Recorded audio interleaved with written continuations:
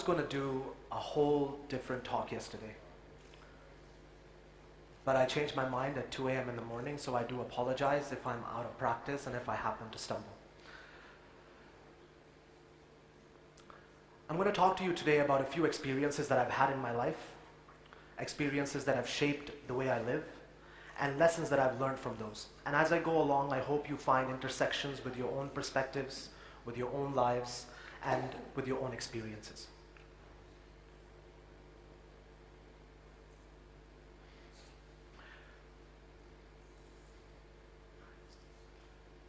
It's showing the next slide. I got a bit confused, I'm sorry. I want to start with high school. I first came to Doha in 1987. I left in 1996. I went to Canada. I should have gone into the last semester of grade 8. I happened to walk into the last semester of grade 9. And the reason that happened is because when they were giving me the entrance exam for the grade 8 year, to allow me to go into grade 8, I was going through the math exam, and it was really, really easy. So halfway through the exam, I got up, I went to the examiner's office, and I said, listen, this is too easy. Give me the next grade. And the person at first was like, oh, no. I was like, come on, give me the next grade. So she gave it to me. And I finished that exam, and lo and behold, 20 minutes later, she comes out and she says, welcome to grade 9. Excellent job. So at this point, I walk into school, and let's reverse back a little bit. When I was in school here, I opened my first trigonometry book in grade 7. In Canada, students at that time at least used to open their first trigonometry books. I'm sorry, I'm going to look at this one. So in Canada, people open their first trigonometry books in grade 10. So I was way further ahead than everybody else. I thought I was ruling the world, right? So I stopped trying. For the next 2 years, I was still far ahead of everyone else, and I just stopped trying. And especially in the case of like English, accounting, all those other things that you can pick up just by doing them, I was fine with. But I fell out of practice, and some things that I fell out of practice for had a massive impact. So in grade 13, Ontario at that time, the province I was in, had a OAC system. OAC was grade 13, and your best 6 courses from grade 13 would count towards your cumulative average. I know you've heard that word before, right? Cumulative average going into university.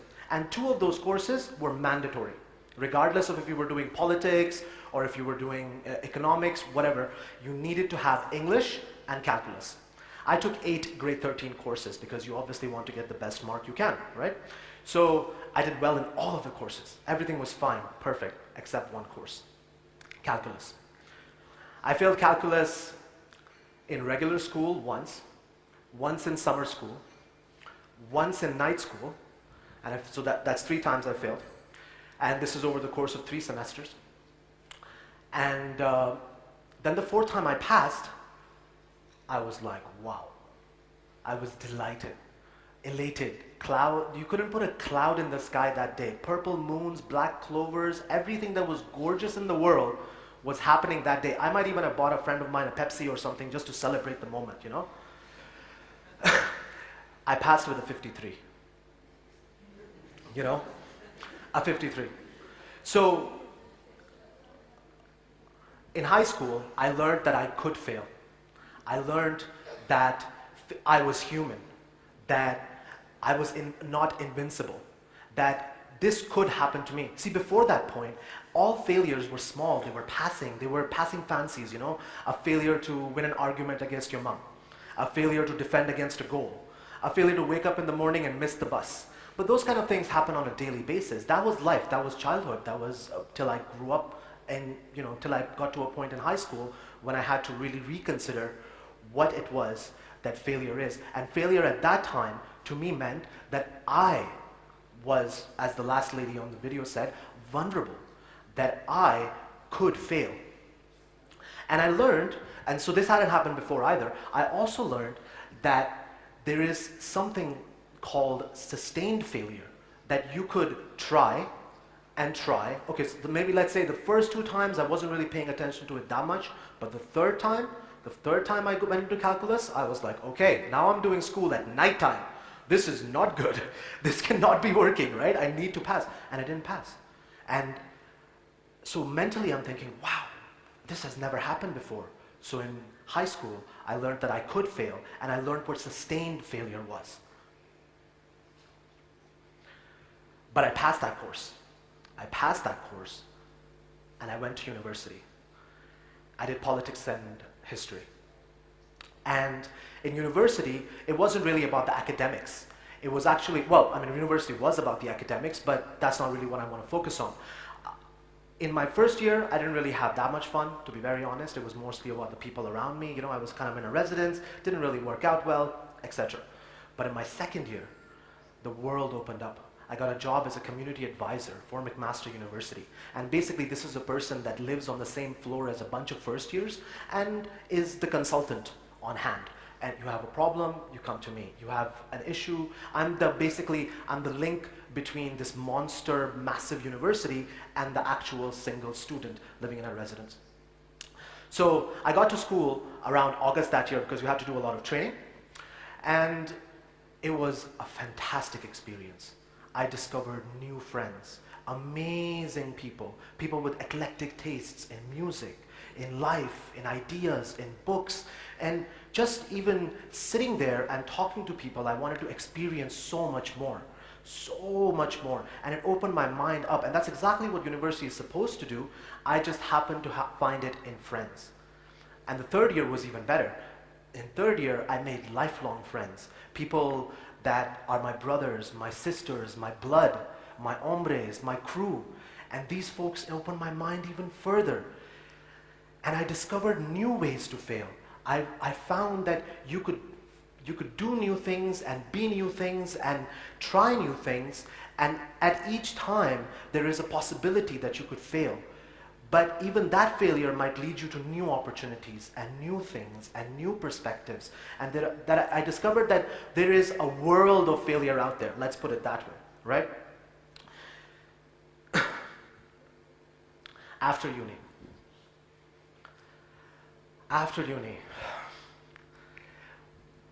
uni was one of the toughest times of my life, by far. Absolutely by far. The 2 years I spent after uni were hard. Immediately after I graduated, I came to Doha. I got a job here. I hadn't been to Doha in 14 years. I hadn't left Canada in 14 years. I'd just been to the US and just Canada, right? So I come to Doha, this place that's in my mind is gorgeous. It's football sandlots, the Corniche, the Sheraton, memories of my childhood. I grew up here. This sand is me. I smell this earth. I grew up here. This is home. I come back and it's a massive culture shock. Massive. And then the people I was working with, they weren't really nice people either. So it just turned out really terrible. And obviously, so I'd gone through culture shock before, obviously, right? I went from Doha to Canada. That was a massive culture shock, let me tell you. And then I come back here and it's a huge culture shock. So I've dealt with culture shocks. That's not an issue. But I realized that something was wrong, that I wasn't happy at my job and I just didn't like it at all. So at this point, I'm talking about a failure that just comes along in your life and you happen to realize that, hey, this is not going to work out. So you walk away from it. And that's bound to happen at some point, right? I mean, whatever you're passionate about, you're going to keep trying to do, you're going to try and do because it is something you're passionate about. You wake up in the morning, you think, hey, listen, I want to do it. I know it's hard, but I want to do it. When you don't want to do something and you don't want to continue, then sometimes the best option is, but be true to yourself. You have to be true to, I was trying to be true to myself. I didn't just say, I don't like it, so I'm leaving. It was more a sustained thinking process, and I went through it and I quit my job. Quit my job about a year into it. So first post-university job, quit, left, went back to Canada, penniless. Didn't have a cent in my pocket. And the 9 months that I spent in Canada, out of those 2 years, the 9 months were the toughest, absolutely the toughest. If you're a friend of mine on Facebook, or if you've been a friend of mine for a while, you might have seen pictures of me from that time period, those 9 months. And those people that don't know me a lot would be like, Uzair, wow, you were so slim and handsome back then. Look at you. And if I'm being in a perceptive mood and if I like the person, etc., I tell them, hey, listen, it wasn't handsomeness. I was hungry. I was really hungry. Like, there were moments when I had like a piece of bread and an egg a day. It was a hard time. When I went back, I thought I was perfectly fine for a job. but the economy was starting to slow down. Canada was actually, as a nation, was pretty forward-thinking in the way it dealt with the economy, which is probably why it's doing so well right now, Australia and Canada both. So one thing that employers were doing was keeping older staff members, more experienced staff members on board and not really taking on young guys, because who wants to train people when we're just dealing with we want to keep the customers we have. And obviously an older person can do a lot more because of their experience. Couldn't find a job. Could not find a job. Started doing odd jobs. Started going door to door. Doing sales. I had to survive. I was trying to keep myself fed and I was trying to survive. So I did what I had to do. And throughout the process, I realized that sometimes you fail because of circumstances around you, because things are just not lining up for you. You fail because there's a door and you try to bang yourself across that door, but it's not changing, it's not happening. And the realization that circumstance is holding you back, that circumstance is making you fail, that is one of the worst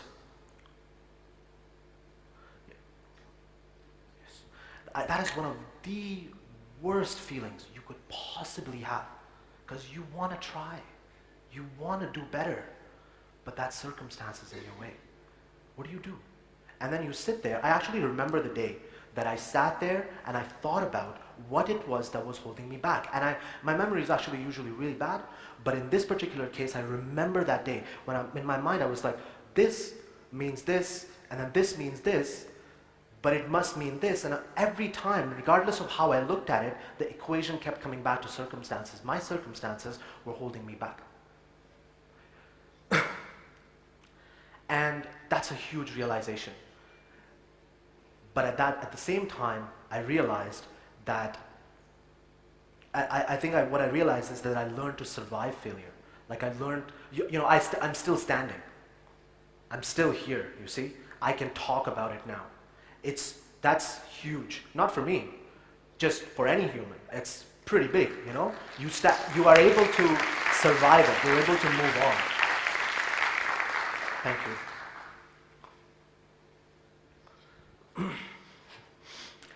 So after about 9 months, I was able to collect enough money together. I think it was about $1,300, right? Put enough money together in Canada to come back.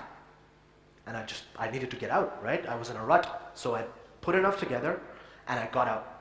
And I got out and I went to Dubai. Within the next 20 days or so, this was before the financial crisis, within the next 20 days or so I had a job. I started working for a brand firm, one of the top 5 in the world. Fantastic projects in line. And I met a person, and he's the person that interviewed me, my first real boss. His name was William Shintani. And William was a sharp man. Sharp in the sense that he was quality-centric. And he judged everything based upon the quality of it. He wouldn't let anything slide. Everything was an issue. Everything was a failure if it wasn't done right. And with him, my perception shifted. My perception of failure shifted, because I stopped looking at failure as big, large things. Failure at calculus, or failure at a driving test, or whatever, or like etc., etc., etc. We always have these massive things in our mind. But with him, it was different. It was absolutely different. Your failure to print an email and put it in a client binder so that it may or may not be used 8 months down the road was a failure. Small things mattered. And I started looking at it in a different way. And I said to myself, how do I combat this? How do I combat this? And the thing was that William allowed me to not just realize that smaller things were failures too, that small changes mattered, but that he never said, you're failing at this. You're failing at this and you should stop failing. No, he was more about, there's a lot within your control. Break it down. Break it down. Just the mere fact that there is circumstance involved, or just the mere fact that some other factor is impacting you, is not an excuse. It's in your control. And how is it in your control? Well, if you're thinking about 6 months down the road, right, and you're trying to figure out, I don't know if this is going to work out. I'm not sure about this. That's what I was doing, and that was wrong. That was actually wrong, because what I needed to think about is today. You do your work well today, you succeed in baby steps today, and tomorrow you take full steps forward. It's a very simple equation. It's very easy to forget. Very, very easy to forget. So my perception of failure changed. And I realized that there is a lot within my control. These days,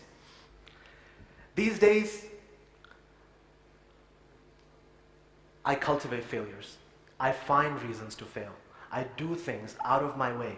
I go out of my way to fail at something. I do new things so that I put myself out of my comfort zone. Because if you're always in your comfort zone, then you're far too comfortable. And if you're far too comfortable, you won't see it coming around the corner.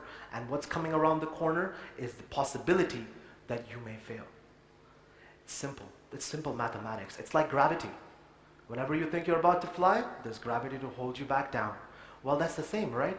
It's as if you are looking at yourself and constantly questioning how it is going to work out, right? And while I cultivate these failures, while I actually go out of my way to put myself out of my comfort zone, there is one question that keeps coming back to me, that is front and center.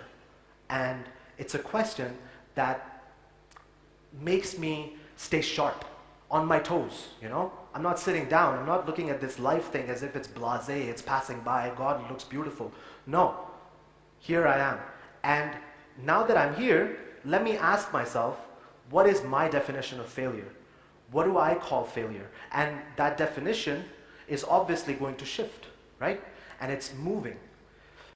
What your definition of failure is. And I think that if you're attempting to answer it at this time, that's a fantastic, fantastic step forward. If you've attempted to already, then that's a great step forward too. But I won't ask you what your definition of failure is now, because it's a lifelong answer anyway. Thank you very much. Thank you.